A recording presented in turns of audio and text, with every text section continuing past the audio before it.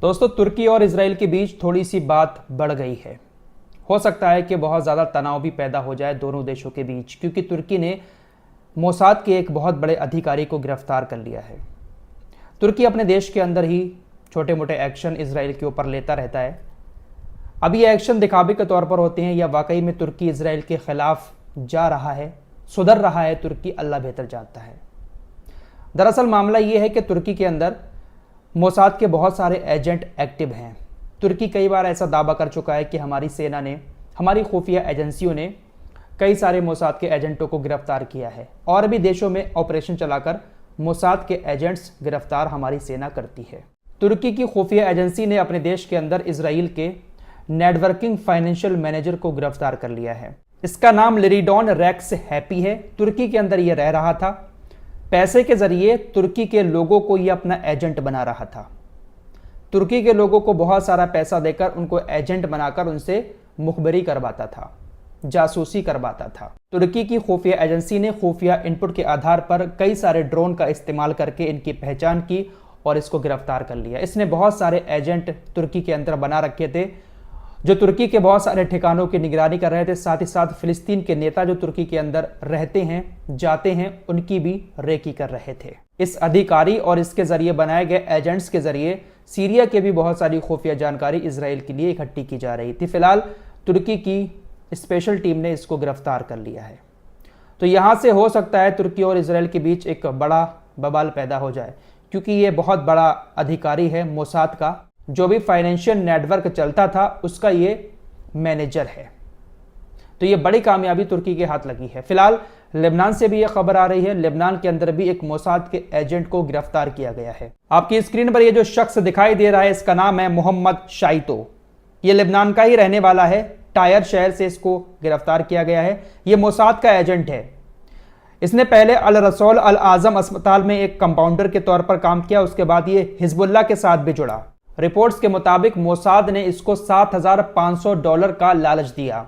$7,500 देकर इसने दक्षिण में जो मस्जिदें हैं उनकी जानकारी इकट्ठा करने के लिए छोड़ा। साथ ही साथ लेबनान के अंदर जो हिजबुल्लाह के ठिकाने हैं उन ठिकानों की भी जानकारी ये इकट्ठा कर रहा था। हिजबुल्लाह की खुफिया इकाई ने इसको गिरफ्तार किया और उसके बाद लेबनान की न्यायपालिका को सौंप दिया। तो इस तरीके से मोसाद पैसे का लालच देकर किसी भी देश में जाकर वहां अपने एजेंट तैयार कर लेता है। आपने भी अपनी जिंदगी में बहुत सारी ऐसी बातें सुनी होंगी कि इजराइल का एजेंट दुनिया के हर कोने में आपको देखने को मिल जाएगा। इजराइल पूरी दुनिया पर नजर रखता है, ऐसे ही रखता है, पैसे का इस्तेमाल करके। $7,500 में इसको खरीदकर हिजबुल्लाह की निगरानी करवा रहा था। दोस्तों, अब बात जॉर्डन की कर लेते हैं। जॉर्डन का पड़ोसी देश मिस्र है और ये दोनों देश फिलिस्तीन के पड़ोसी देश हैं। दरअसल अभी कुछ देर पहले इजरायली सेना की तरफ से बताया गया है कि 3 ड्रोन हमारे ऊपर हमला करने के लिए जॉर्डन के एरिया से होकर आ रहे थे, लेकिन हमारी वायुसेना ने, हमारे एयर डिफेंस सिस्टम ने इजराइल तक पहुंचने से पहले ही जॉर्डन के अंदर ही उन तीनों ड्रोन्स को मार गिराया। यह खबर बड़ी क्यों है? यह खबर बड़ी इसलिए है क्योंकि जॉर्डन के राजा किंग अब्दुल्ला लगातार ये बात कहते हैं, ईरान अगर इजराइल के ऊपर हमला करेगा तो हम अपनी आत्मरक्षा में ईरान की उन मिसाइलों को रोकेंगे और मार गिराएंगे। ना हम ईरान को अपने क्षेत्र का इस्तेमाल करने देंगे और ना ही इजराइल को। लेकिन इजराइल इनके क्षेत्र का इस्तेमाल लगातार करता रहता है। ये सिर्फ दुनिया को और अपने देश के लोगों को बेवकूफ बनाते रहते हैं और इजराइल इनके क्षेत्र का इनसे पूछे बिना इस्तेमाल करता रहता है। इनके ही एरिया में ड्रोन को मार गिराया। ये ड्रोन इराक से आ रहे थे। इराक के इस्लामिक रेसिस्टेंस ने बताया कि हमने आज हाइफा बंदरगाह की तरफ 4 ड्रोन छोड़े थे और हमारा हमला कामयाब रहा। इराक इस्लामिक रेसिस्टेंस कह रहा है कि हमने जो हमला किया था वो कामयाब रहा और इजराइल कह रहा है कि हमने जॉर्डन में ही उनको मार गिराया। मुझे तो ऐसा लगता है कि इजराइल ने उन ड्रोन को नहीं मारा होगा, बल्कि जॉर्डन ने ही उन ड्रोन्स को मार गिराया होगा। फिलाडेल्फिया कॉरिडोर की बात कर लेते हैं। लगातार आप लोग फिलाडेल्फिया कॉरिडोर का नाम सुनते होंगे। बेंजामिन नेतन्याहू चाहता है कि हम अपनी सेना को यहां पर तैनात करें और इस फिलाडेल्फिया कॉरिडोर पर हमारा कब्जा हो जाए। दरअसल ये फिलाडेल्फिया जो कॉरिडोर है ये मिस्र के और गाजा के बॉर्डर पर है और ये 14 किलोमीटर का इलाका है। 14 किलोमीटर का इलाका मिस्र और गाजा की सीमा को जोड़ता है। इसी पर नेतन्याहू कब्जा करना चाहता है।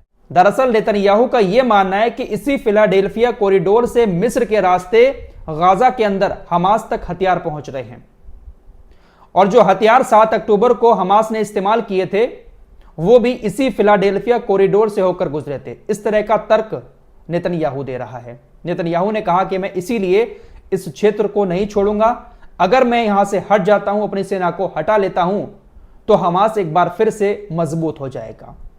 मिस्र के जरिए सारे हथियार हमास तक पहुंच जाएंगे, मैं अपनी सेना को यहां से नहीं हटाऊंगा। इस तरह की बात जब नेतन्याहू ने कही तो मिस्र चिढ़ गया। मिस्र ने जवाब देते हुए कहा है कि इजराइल ये जो बेतुकी बातें कर रहा है ये बिल्कुल गलत है। हमारे क्षेत्र का इस्तेमाल करके हमास के पास तक किसी तरह का कोई हथियार नहीं पहुंच रहा है।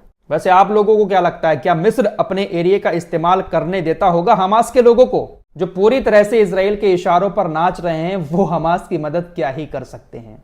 दोस्तों, नेतन्याहू इस जंग को किसी भी कीमत पर बंद नहीं करेगा, क्योंकि कुर्सी का सवाल है। गठबंधन की नेतन्याहू की सरकार है और जो गठबंधन के साथी हैं, जो नेता हैं, वो इतने ज्यादा कट्टरपंथी हैं गाजा और फिलिस्तीन को लेकर कि वो जंग बंद होने ही नहीं देंगे। फाइनेंस मिनिस्टर है आपकी स्क्रीन पर ये इजराइल का, आज इसने बजट पेश किया था। उस बजट में इसने सेना का बजट 43 बिलियन डॉलर से भी ज्यादा बढ़ा दिया है। जो मौजूदा बजट है सेना का 43 बिलियन डॉलर और ज्यादा बढ़ा दिया है। यानी इतने पैसे का इस्तेमाल ये सेना के ऊपर करेंगे, हथियार खरीदेंगे और फिलिस्तीन और गाजा को तबाह करेंगे। ब्रिटेन को लेकर मैंने आपको कल खबर बताई थी कि ब्रिटेन ने इजराइल को हथियार देने वाले 30 लाइसेंस को सस्पेंड कर दिया। नेतन्याहू ने इस पर कहा है कि कोई बात नहीं, ब्रिटेन ने हमारे 30 लाइसेंस सस्पेंड कर दिए हों, लेकिन हम ब्रिटेन के बिना भी, ब्रिटेन के समर्थन के बिना भी इस जंग को जीत कर दिखाएंगे। ब्रिटेन साथ देगा तब भी हम जीतेंगे, ब्रिटेन साथ नहीं देगा तब भी हम इस जंग को जीतेंगे। दोस्तों, इस वीडियो की आखिरी खबर भी तुर्की से जुड़ी हुई है।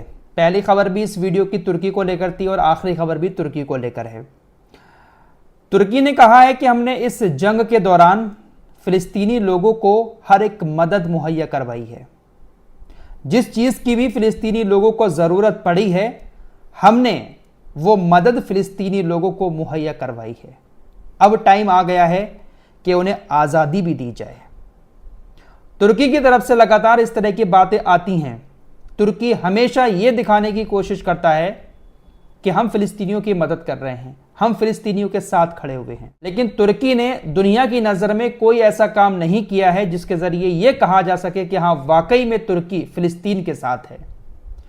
तुर्की ने राजनयिक संबंध भी अभी पूरी तरह से खत्म नहीं किए हैं। जो व्यापार चल रहा था तुर्की का, वो भी दिखावे के तौर पर थोड़ा बहुत बंद हुआ है, बाकी व्यापार अभी भी चल रहा है। लेकिन तुर्की बातें बहुत बड़ी बड़ी करता है। क्या आपको तुर्की की बातों पर यकीन है? कमेंट बॉक्स में जरूर बताएं। फिलहाल इस रिपोर्ट में इतना ही। इस वक्त के ये कुछ लेटेस्ट अपडेट थे जो आपको बताएं। मिलते हैं एक और नई वीडियो के साथ, तब तक के लिए अपना ख्याल रखिएगा। अल्लाह हाफिज।